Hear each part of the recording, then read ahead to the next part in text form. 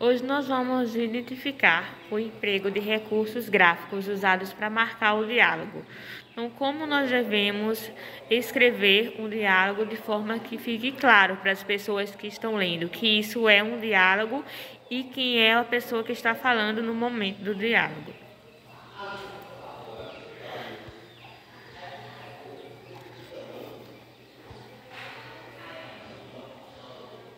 Então, vamos guardar a informação, depois há um vídeo que eu vou deixar para vocês no grupo, mas vamos guardar essa informação de o que é o diálogo. É uma conversação estabelecida entre duas ou mais pessoas.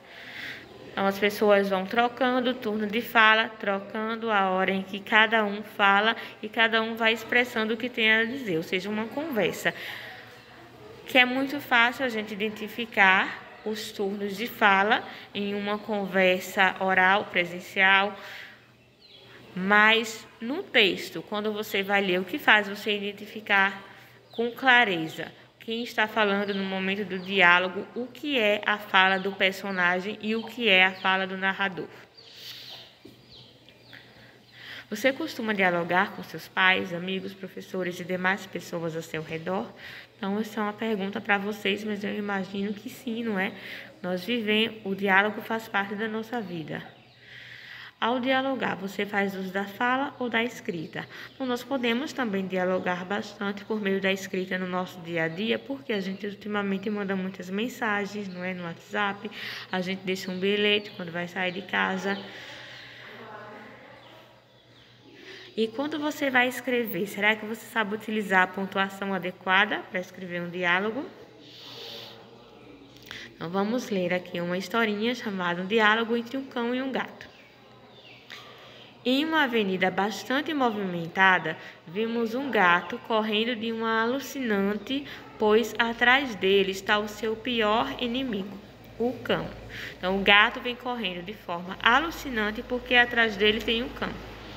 O gato tenta fugir de todas as formas possíveis, porém acaba encurralado em um beco sem saída. Mas que droga, você não tem mais o que fazer, não? Na verdade, não, o cão responde. Pois bem, então me morda ou me mate, sei lá, mas acabe com isso. Assim no mole? O cachorro pergunta. Desse modo não tem graça. É sádico. Sim, eu costumo, antes de pegar alguns gatos como você, brincar com eles. Brincar de quê? Brincar de pega-pega, eu vou atrás de você e você foge, tentando salvar sua vida. O gato. Eu posso correr 7 vezes, pois tenho 7 vidas. Eis que, como um raio, o cão resolve pressionar o gato mais ainda na parede, deixando-o assim mais encurralado do que já estava. Tem medo de mim? Porque está ficando cada vez mais pálido. É lógico que sim, olha o seu tamanho, olha o meu. Mas você nem sabe porque eu estou te perseguindo? Por lazer, por esporte, por aventura, por sadismo, por questões rotineiras? Não, nenhuma dessas opções. Então por que está correndo atrás de mim? Para dizer que acabou o leite da sua tigela. Você correu um quarteirão inteiro só para me dizer isso? Eu poderia ter morrido de um ataque do coração.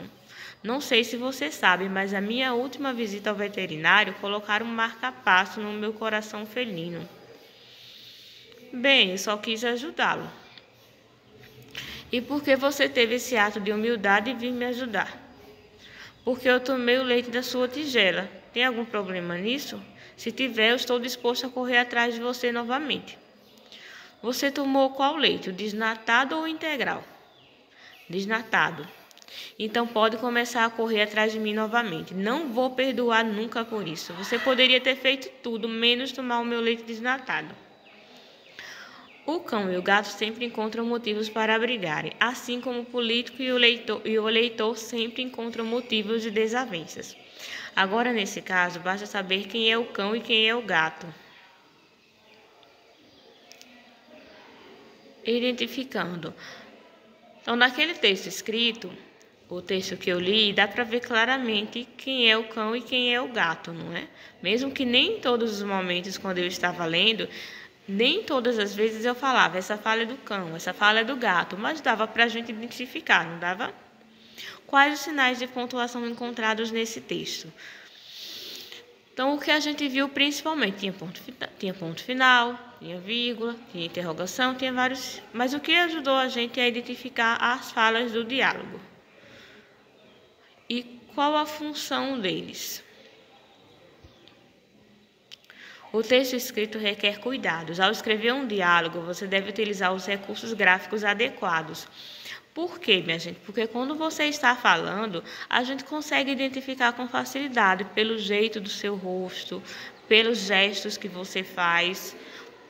Então, se você faz uma pausa, se você para mesmo de falar, tudo isso fica muito claro numa conversa oral. Mas no texto escrito, a gente tem que deixar tudo marcadinho, porque a pessoa que vai ler o texto vai estar longe, não vai ter como tirar dúvida, dizer, olha, isso aqui é uma pergunta. Às vezes você manda uma pergunta no WhatsApp e esquece de colocar a interrogação. Então, a gente não sabe que aquilo ali é uma pergunta. Então, a gente tem que perguntar, isso é uma pergunta, era uma questão, era uma dúvida? Porque o texto escrito deixa esse tipo de dúvida se você não usar bem a pontuação, se você não deixar bem claro o que você quis dizer, e os sinais de pontuação servem para isso.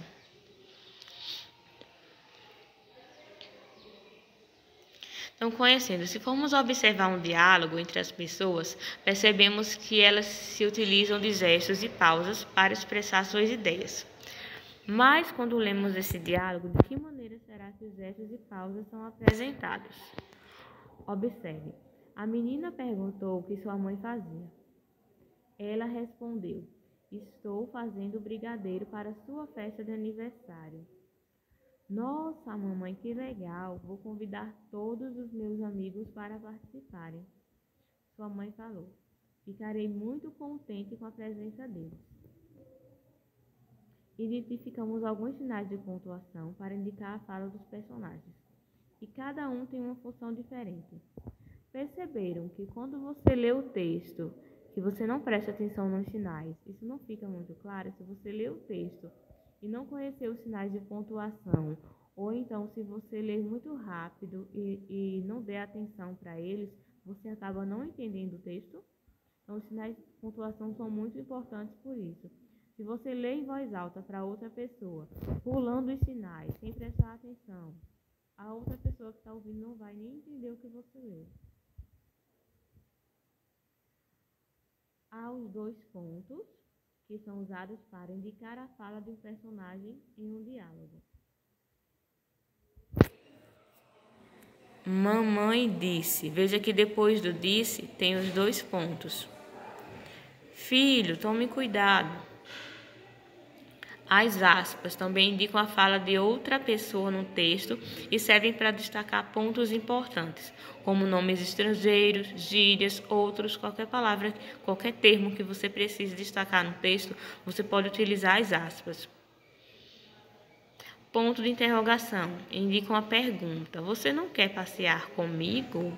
Então, isso é muito importante quando você vai se comunicar, principalmente através das redes sociais. Se você não usar a interrogação, a pessoa não vai entender que você está fazendo um convite, fazendo uma pergunta para ela. Ponto de exclamação, indica alegria, espanto, irritação, medo, tristeza. Que delícia! Esse bolo é maravilhoso. Então, ele está mostrando uma admiração. O travessão é um traço maior que o hífen. E o travessão, vocês perceberam que a gente pode utilizar depois que você utilizou os 2 pontos. Pula um parágrafo, inicia um diálogo, a fala do personagem, você usa o travessão. Para, nos diálogos, indicar o início da fala de uma personagem.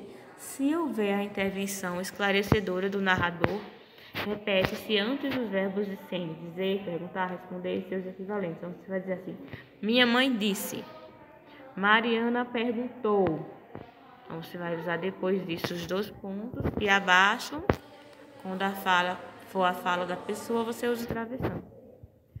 Nesse caso, no interior da frase pode ser substituído pela vírgula, porém, o travessão simples ou repetido tem a vantagem de distinguir mais claramente os comentários do narrador nas falas dos personagens. Então, você pode usar a vírgula, você pode usar as aspas também, mas o diálogo vai ficar mais claro usando o travessão dessa forma. Você é daqui mesmo? Perguntei. Então, observe que a fala do personagem ou da pessoa que está no diálogo inicia-se com o travessão e depois esse perguntei já é a fala do narrador. Então, a mesma pessoa está contando uma história dele. Essa música eu vou deixar para vocês também no grupo. Então, toda parte de vídeo, depois vocês veem no grupo.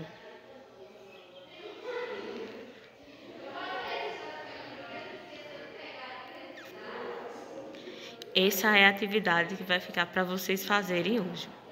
Leia os textos e empregue os sinais de pontuação adequados.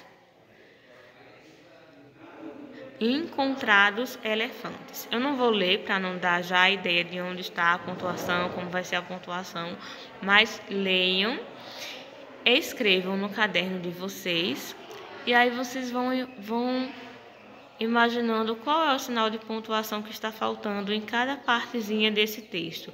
Como a gente pode tornar esse texto mais claro para a pessoa que lê entender. Um texto,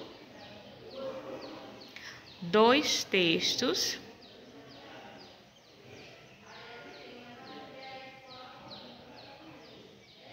então é a sua vez de fazer essa atividade. Esses textos você vai escrever no seu caderno. Eu vou colocar bem explicadinho no grupo. E vão colocar a pontuação que vocês consideram correta.